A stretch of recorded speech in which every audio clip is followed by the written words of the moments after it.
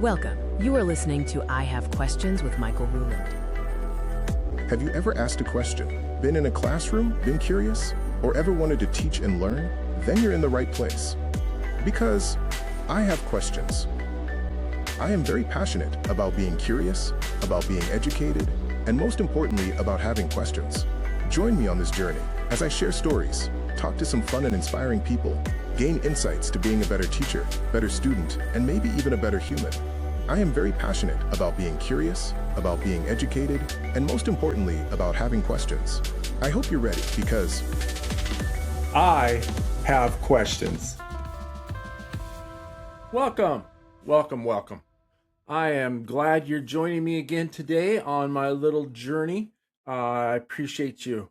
I appreciate sticking with me, handing me off to friends who might like it, maybe even strangers. Anyway, welcome. How are you today? I hope you're okay. I hope I hope this week finds you back in the groove of things a little bit after the holidays. Today I want to talk about stress. You know, we just went through the holiday season in America and the United States, and for whatever reason, that brings on stress, physical and mental stress, exertion, crazy stuff, huh? Anyway, I think today is a good day to talk about stress. I'm not going to tell you how to manage your stress. There's countless ways to do it. I have my own ways. I've dealt with stress and a whole bunch of stuff along the way. And but I want to talk about it and maybe throw a few things out, see where you land, and go from there, huh? So let's do it. Today I'm going to talk to a gentleman that is full of life, full of energy, someone I met, 25 years ago, something like that, when Emily and Brian were in middle school anyway. And he and I are just going to chat it up about life and work and handling a little bit of stress. So should we get started? I say we get started. So let's do it. So my journey, there's no straight line. None of us have straight lines, huh? My journey is twisty and turny and up and down. And, I fought through a lot of stress in my life, almost all of it self-induced. I think, to be honest, a little ADHD, a little depression, a little, being hard on myself for not following through with things, some physical issues, and some, both in my joints and my autonomic system. So yeah, lots of stress. But the fact is, I think all of us, I don't think, I know, all of us deal with stress. All of us deal with different types of stress, different reasons for the stress, and different ways we handle that stress. Some of us, like me, probably don't handle the stress well. I have a history my family would share with you of my inability to handle stress. No, I handled the stress, I just didn't handle it well. So we probably won't get into that. No need to drag up that can of worms. I don't know where that saying came from, but I like it. So now, though, I would say back in 2019, I was assistant principal at a high school. And, we went through the unfortunate circumstances of having a cluster of suicides. And it was 3 young men over the course of a few months, and they had stress and they didn't know how to work with the stress and they didn't have outlets, and we weren't obviously very helpful for them on that. And that hit me hard, still hits me hard. I don't know that you ever get over that. I don't know that you should, to be honest. But what it did do is it opened a lot of people's eyes, mine included, to stress and better reduction of stress and understanding, we need to talk about it. It's not a taboo issue. It's everyone has it. And we always think we're the only ones that have it. So I took on a ton of different stress reliefs and quite frankly, pushed them out to every kid I worked with, thousands of them. Stress balls. I don't even know.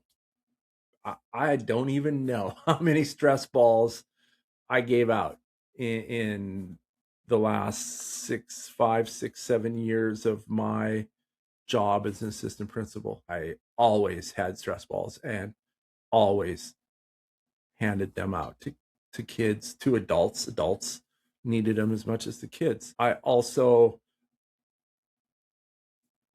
am a firm believer in mindfulness. We started being very serious about mindfulness as a school back when all this went, and I'm a little sad. I think it's gone by the wayside. I know it has. Some people think it's hooey. Some people think it's I don't know what they think. I know mindfulness is stress relieving. And part of that is learning how to do deep breathing exercises. I do that. I actually use a tool. I don't know if you can see it here. It's a necklace I wear, and it's a breathing tool, and it helps you do different breathing techniques. Brings down the mind. There's something that I've worked on, progressive muscle relaxation. Put your feet on the ground and just start from either your feet and relax every muscle group all the way up to the top of your head or vice versa. Um, you know, Laughter. I love laughing. So hopefully that's a stress reliever. Anyway, again, I don't want to tell you what to do. I'm not a professional. I don't even play one on TV.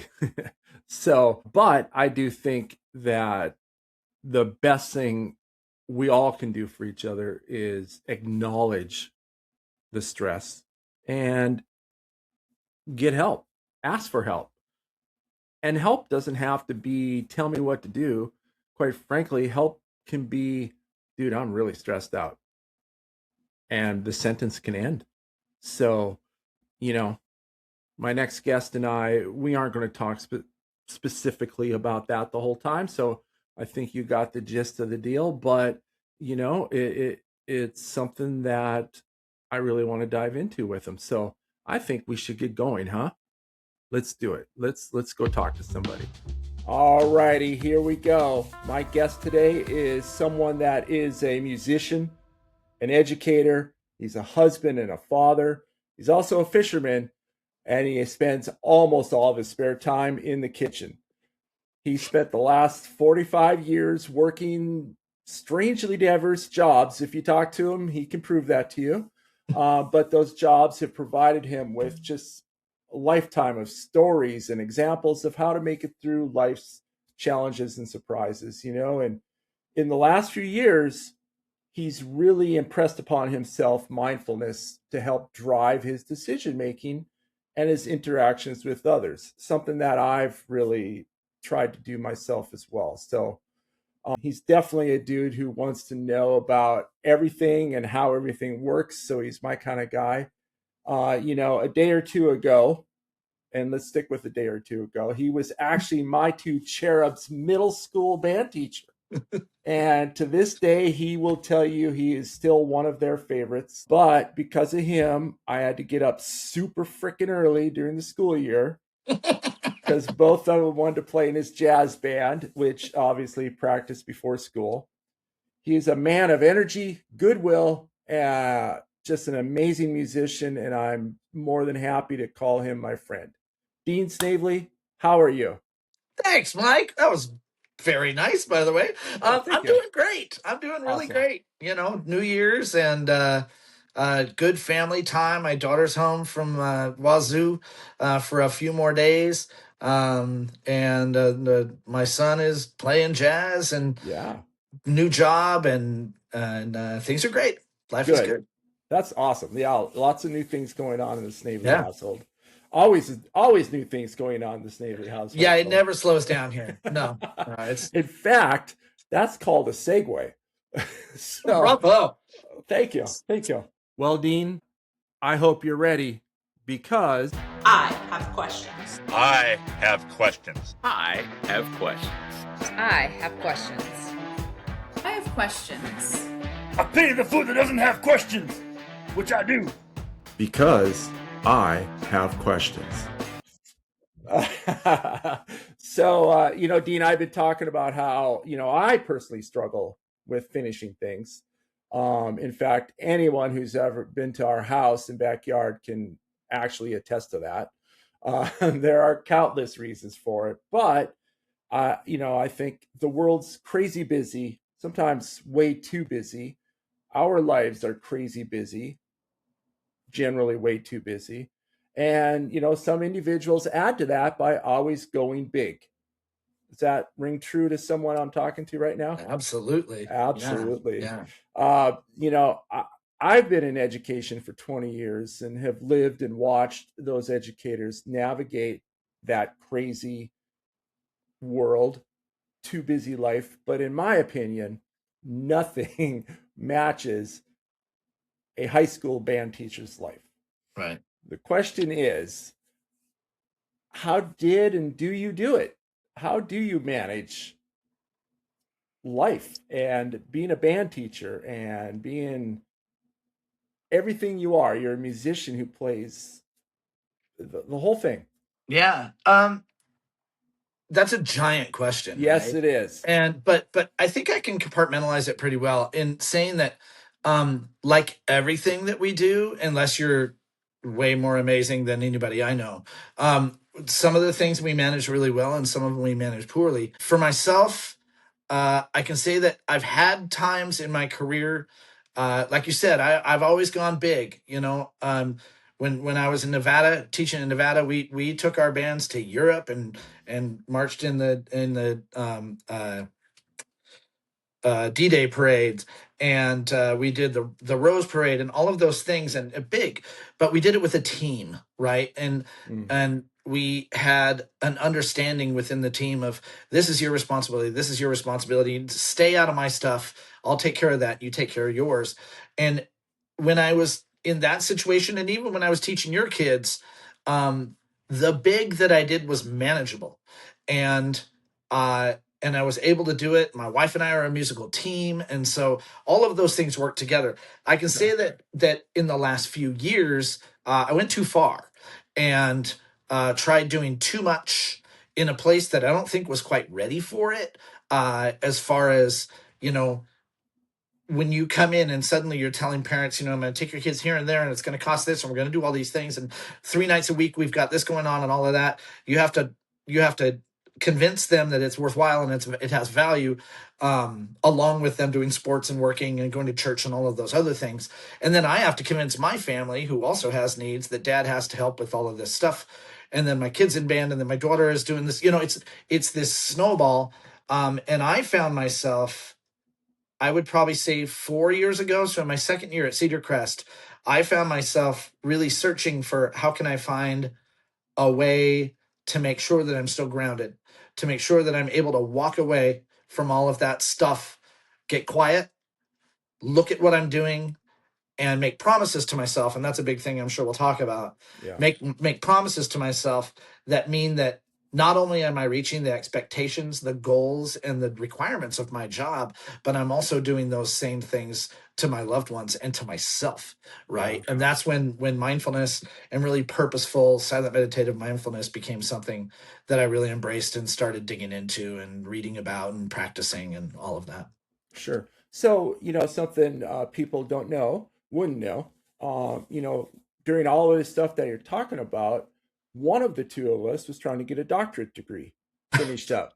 And just in case Do I call you Dr. Ruland? Yeah, in case anyone's curious, it wasn't this guy. And I think I kind of am aiming towards, how busy life is, and then you throw in finishing up a doctorate degree on top of that. Right. What pushes you to finish it? What gets Well, you going there? my beautiful wife was very influential in me making that decision, because when we left Snoqualmie in 2011, we did so to get our master's degree and then to return to Snoqualmie. Yeah. And while we were at Central, I got the offer to go do my doctorate and play on the Strip.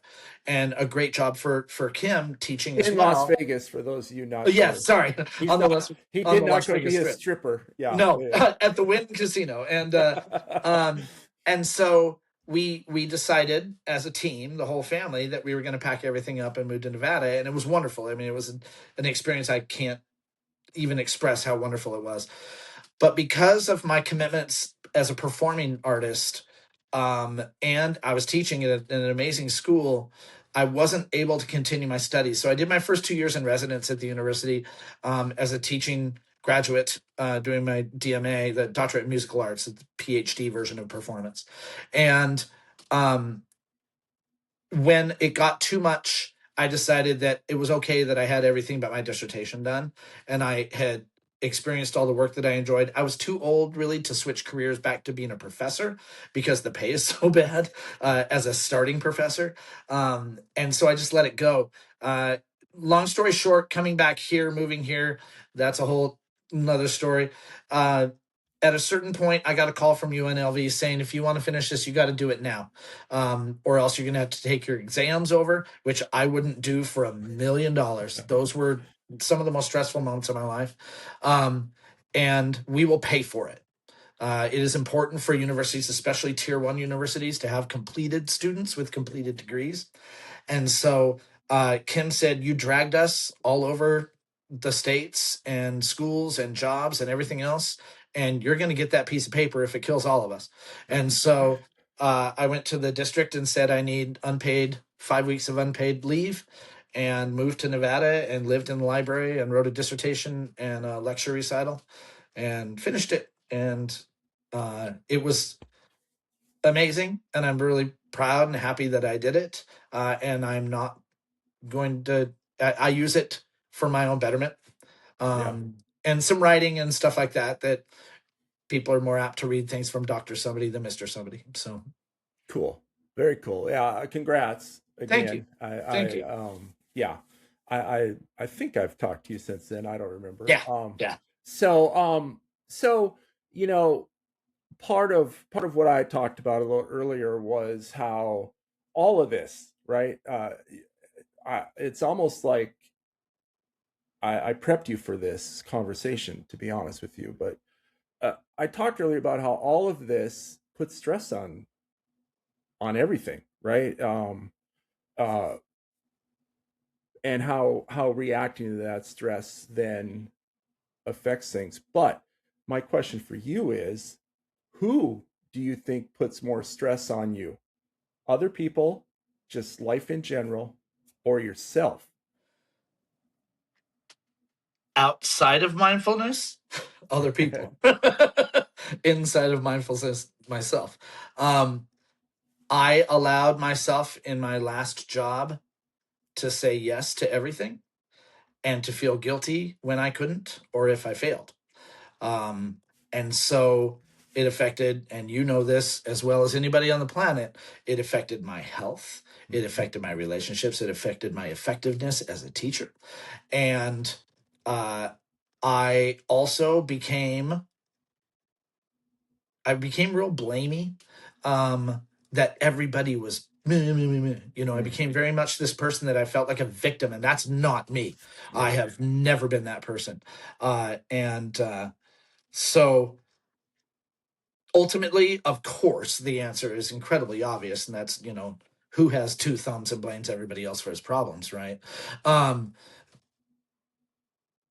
when I accepted that that was the case, I think that's when I decided I needed to change careers. I needed to finish the doctorate. I needed to I have a big thing in my life that does say yes more than no when it comes to my family and my loved ones. And, I made those kind of life changes so I could accept that those things were self-imposed. And I said I'd do it, and I do it. Yeah. Well, I think, part of my theory is I think everything puts pressure and stress on us, right? Right. And I think the mindfulness, which I'm actually have on the docket down the road, because I believe in mindfulness. Right. We started doing it in like 2018 or 19, about 19, I guess, at school even.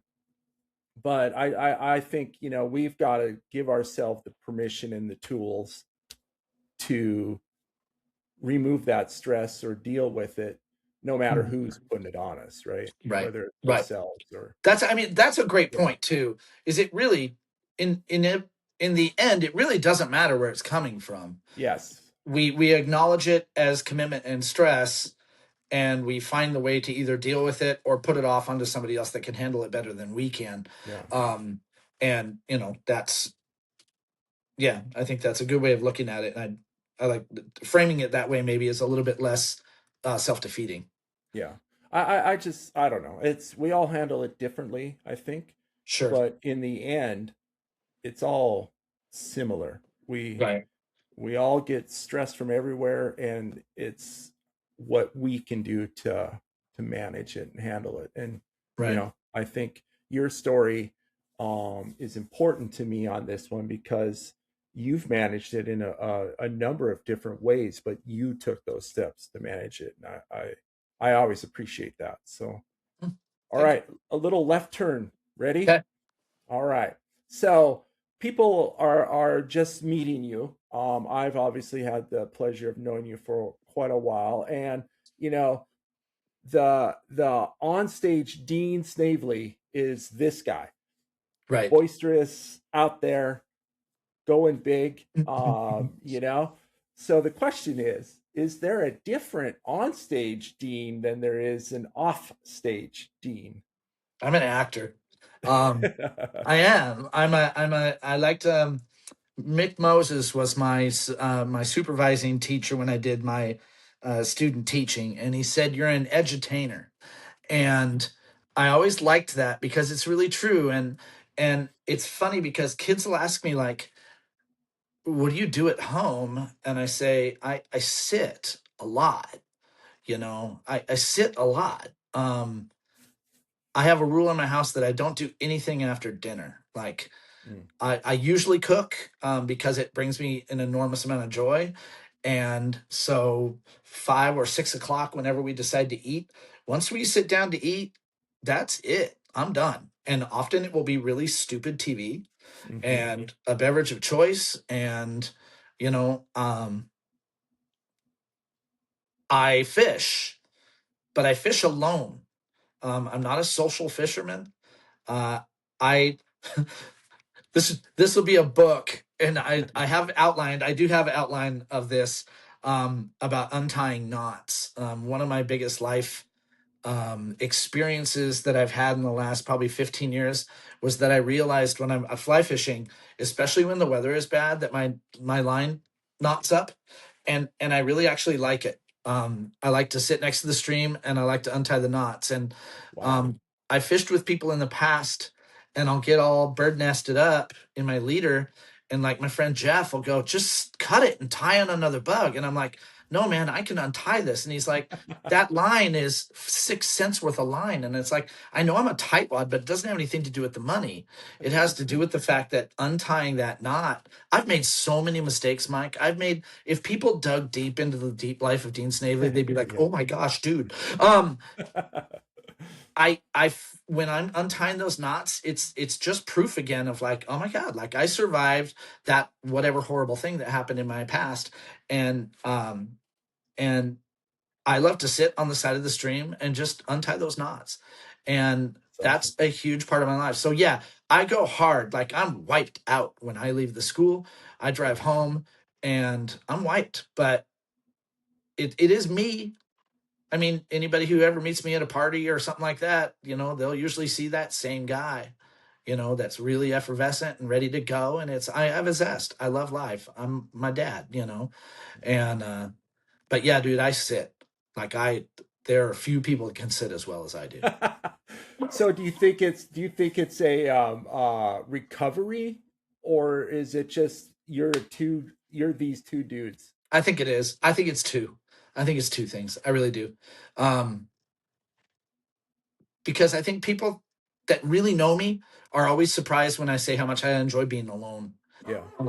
Oh, dog. Oh, good. Somebody has the gall of walking past my home, Right, and you live on a street. How dare right. they? I'll go. I have a shop, and I love to go into my shop and just reorganize it and be by myself for hours. And again, people who know me have known me for a long time just don't think that that's who I am, but I am. Yeah. I made that a really long answer, dude. Yeah, sometimes I'm a that's all different good. person. Sorry. No, that's long answers work well for me. Yeah. How's that? Yeah. In fact, I actually, I'm sure nobody believes this because it's such a hit and miss operation I got going here, but I actually try to put effort into the questions to make them have long answers. Well, good, because I'm nothing short of finding words to fit things. So good. Well, now we're going to go opposite for you. All right. So I started this last week, everybody who's listening, and one word or very short word answers. They're just my curious questions. And are you ready? Yes. One word. All right. Favorite holiday?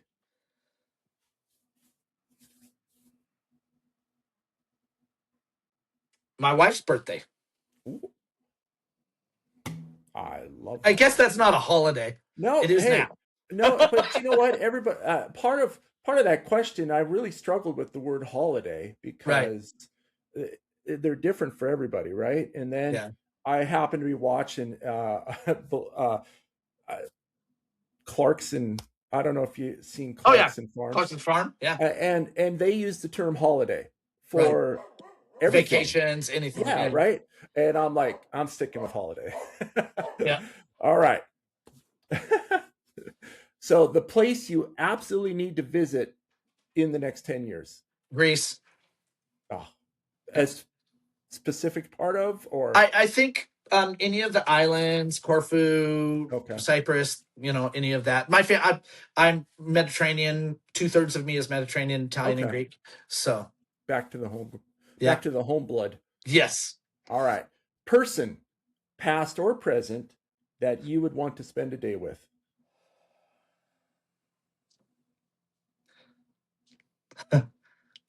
No crying. My dad. Your dad. Not a prob. That's a great answer. I would take a freaking minute, let alone a day. Perfect. Great answer. All right. Favorite book you have ever read? Lamb by Christopher Moore. Lamb. Oh, dude. I don't know if you read comic authors, comic novels. Not comic like comic strip, comedic novels. Christopher Moore is a ridiculous author of humorous fiction. He wrote a book, I'll give you this super short, called Lamb, and it's a fictional interpretation of the time of Christ that's not recorded in the Bible. Okay. And he's on Earth. He knows he knows he's the son of God. He knows he can't do any sinning, but he doesn't know why he's there. And so he and his buddy Biff, the unspoken disciple, travel looking for the three wise men to find out why in the world he's there.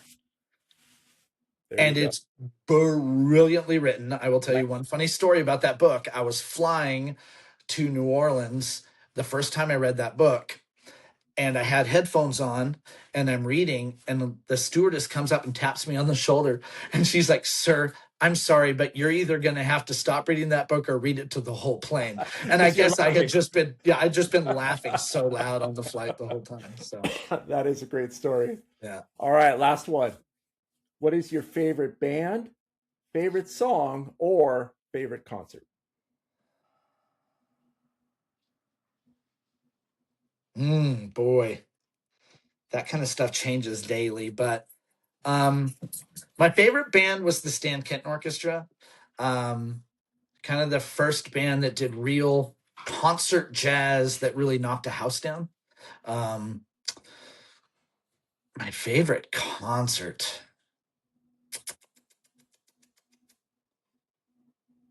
I'm a nerd. This is the nerdiest answer I've ever given. In 1987, I went to the Dorothy Chandler Pavilion and saw the East Berlin Philharmonic, dating myself when East Berlin still existed. The East Berlin Philharmonic do Tchaikovsky's Violin Concerto with an amazing soloist. And we went on student rush tickets because I was going to school in LA for $5, $6 to have seats about 6 rows in the center. And I could hear him breathing while he played. And it was a seminal moment in my life. That's awesome. And made me want to do nothing but practice for the rest of my existence. And musically, it was just absolutely spectacular. Very cool. Was there one other? Well, it was an or thing. So Okay. you're golden. You're Good. golden. All right. Your turn. The show is yours. Did I miss something? Is there anything you would like to add or subtract? Or do you have a question for me? Well, I think the add or subtract is I believe so strongly in the concept of mindfulness, and not as a culty anything. There's an author, Dan Harris, is a phenomenal podcaster and author. He's a little bit blue, but I started reading his stuff and listening to his stuff because he's much like me. He's a skeptic. I was raised very conservative Christian. I knew nothing other than that growing up, and that being the case, as I grew and had more experience, more things in my life and all of that made me very skeptical of everything. Mm-hmm. And so when I had to find something to bring myself to center because my health was very negatively being affected by my lifestyle, as far as being busy and never sleeping and all of those things, I read his book and loved that he said when he started studying Buddhism and mindfulness and all of that, that he thought it was just a bunch of hogwash. But he found that it truly worked. And so the things that have brought me joy, I immerse myself in. And the things that don't bring me joy, I complete as a mission. So if I have to do something that I don't want to do, it's a mission. It has to be completed. The box has to be checked and I move forward. And the things that bring me joy, I immerse myself in. And the other thing, and then I'll move off of that, but is this making promises to yourself that, much like you said earlier, the yard full of unfinished projects and, all of these things, I finally got to the point that I wasn't okay with that anymore for myself, because I had so many, because I had constantly be moving, right? That I made myself promises. I'm going to put that new GFI circuit in the pump house that has had an extension cord sticking out of it for 6 months. And I'm going to do it Saturday. And I don't care if I have to wait until 11:30 that night. I promise that will be done. And that promise is verbally said to myself. And my clean closet right now was a promise that I made that it would be done before I left for school this morning. And I hung my last 4 things up at 4:30 this morning. So those things have been driving me in a way that I haven't experienced before. And for a long enough time now that I buy it. I've always been a person who jumped on a bandwagon, go to the gym 4 times and then just keep paying and never go again, any of that. So I think that's the one thing, if I could leave somebody with, and I do when asked, is just make promises to yourself and know that a promise is a promise, period, whether you make it to yourself or somebody else. So. Oh, awesome. Yeah. Well, wow.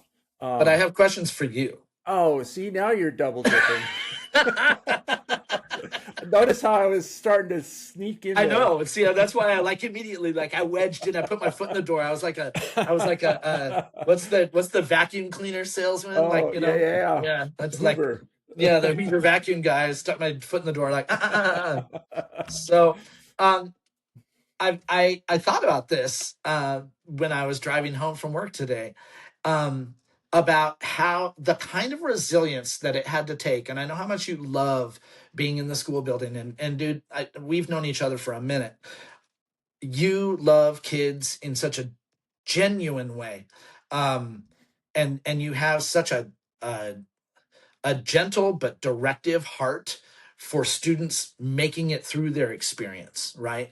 Um, I want to know, in those last 2 years when you were at Tolt, how were you able, not how were you able, I saw how you did it. Tell me a couple of kids that you were able to reach over those couple years, dealing that whole time with your illness and the things that you were having to deal with personally the whole time. Yeah. Because I know, talking to kids, they were still like, you were still their favorite dude, and you were suffering, you were just suffering. Yeah. Wow. This just became my podcast. I have questions. Yes, you did. Well,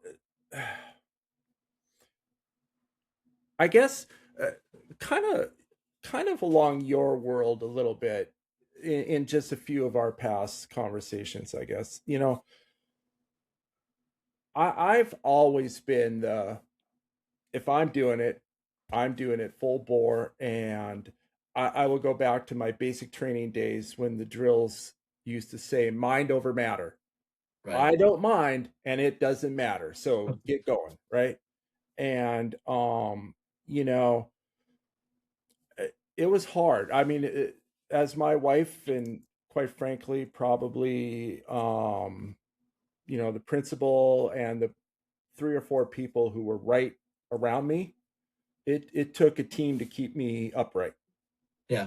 But with that being said, I made it my mission to never let the kids or teachers, as much as I could, have to experience it with me. So, I missed a lot of days. Ugh, left early a lot, but I think you hit it. I don't know why. I loved my jobs. I loved being an educational assistant. In fact, I said over and over, if I could have made even a crappy living at it, educational assistants do not get paid Right. enough to live on, number one. Number Amen. two, they don't even come close to making enough to support what they really are doing in a school. Being a teacher, being a coach, being an ASB advisor, and then assistant principal. I don't know why. I loved them. And, they were brutally hard Yeah. job. Nobody liked me for the most part. So working with those kids at Tolt, I went down there scared out of my mind. Unlike you, I Yeah. had never been in a middle school. I had coached some middle schoolers, but I was freaked out. I'm like, oh my gosh, this. But I got there, and I think what kept me going for those 2 years was Dean. It was my place. I mean, I got there and went, oh my God, I can't believe I haven't been doing this age group years ago. Um, and I know that sounds weird, and I will never uh, say anything bad about my time at high school. I also, beyond belief, loved it, but I think at that middle school, I found I could affect their world in a positive way earlier. Where, by the time they hit me at freshman, it was MASH unit Right. fix and graduate, right? Yeah. Trauma. Yeah. It was trauma reducing, and so at the middle school, it was just every morning get up. Sarah drove me to work, or your wife drove me a couple times, Mhm. and take a big deep breath, and you know what, just enjoy the hell out of helping kids and teachers. That's And awesome. I don't know if that answered your question, but No, it does. And if you wouldn't mind, you poked something in my head I wanted to mention too. Um, I think it's no mystery that I had a really hard time my last couple of years in the high school.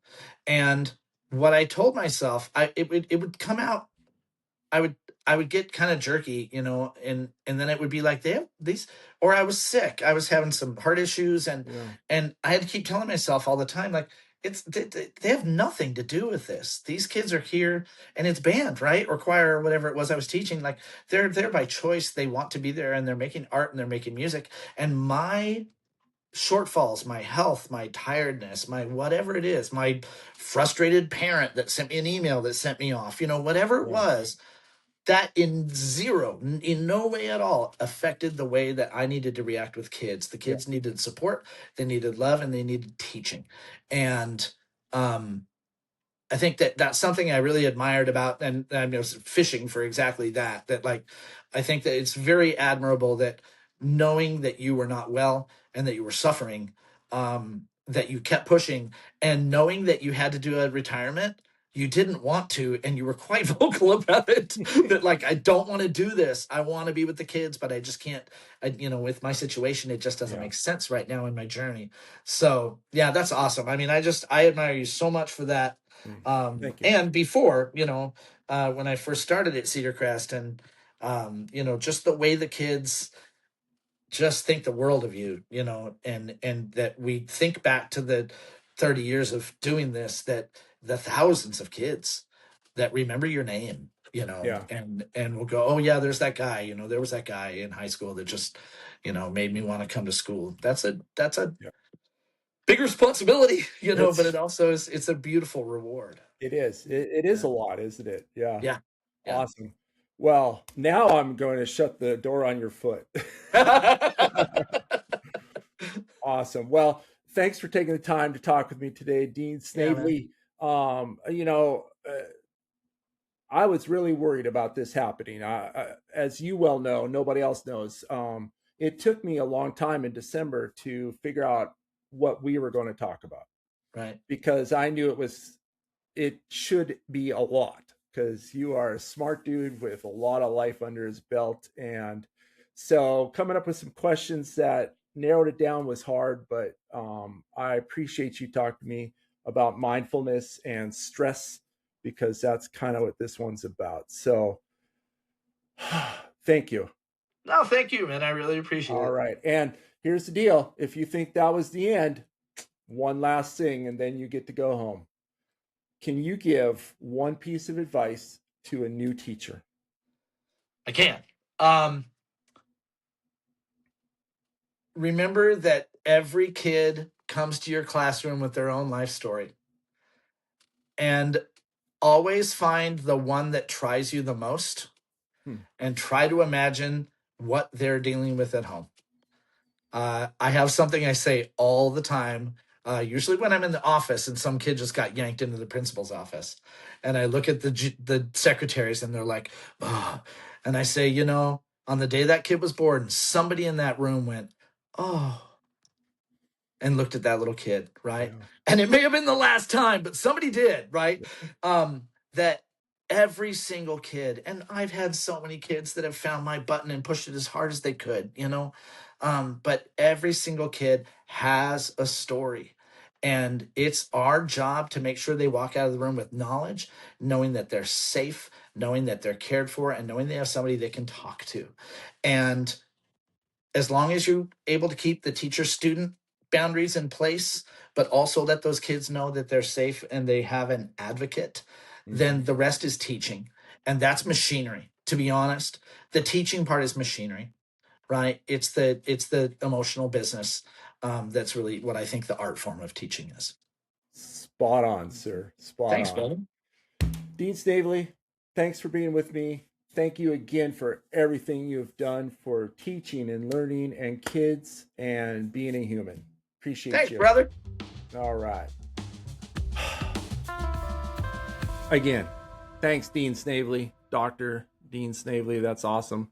I know how much work goes into being that, something I will never do. I don't like working. It's hard on the soul.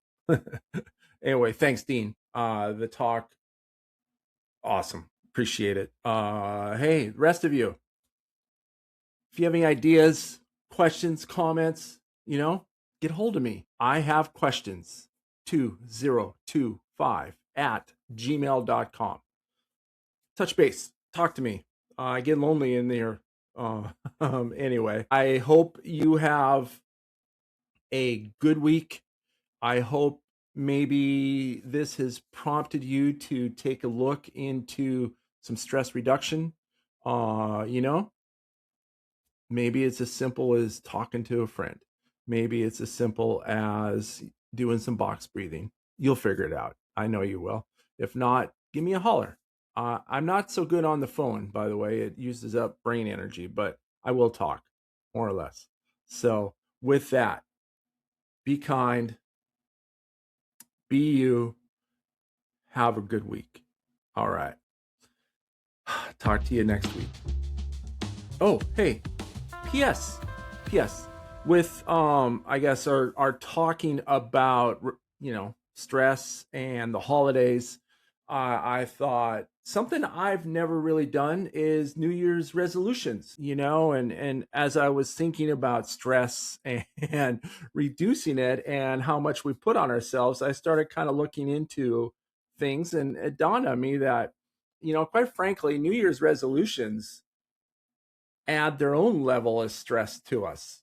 We make this resolution that is probably, some of them are unattainable, at least in their current states.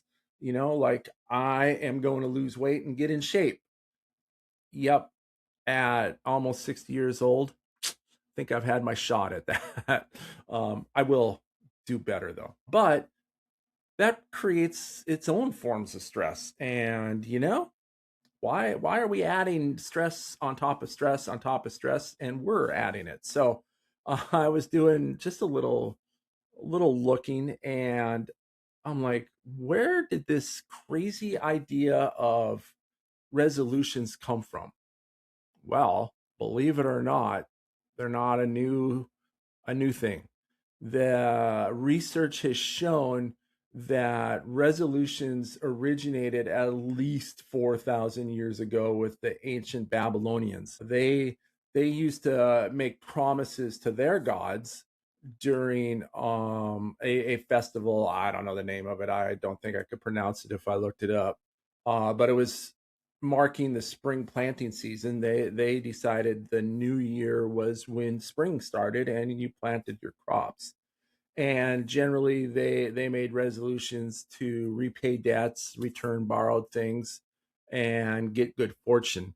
That, of course, like pretty much every single tradition and holiday we deal with, just evolved, and it went to the Romans and medieval knights and Europe, and just kept going. And probably in the 19th centuries, it started becoming more what we have, like, I'm going to quit smoking or save money. So anyway, oh, also, by the way, the Romans are the ones who started New Year's on January 1st. I said the Babylonians kind of did theirs in springtime. The Romans started in January 1st because they added the month of January to their calendar. And with that, the god they worshipped or honored during that, was a god you made resolutions to and offerings to. So anyway, good luck on your resolutions. Don't let them stress you out. How's that? Cool. Peace, love, R.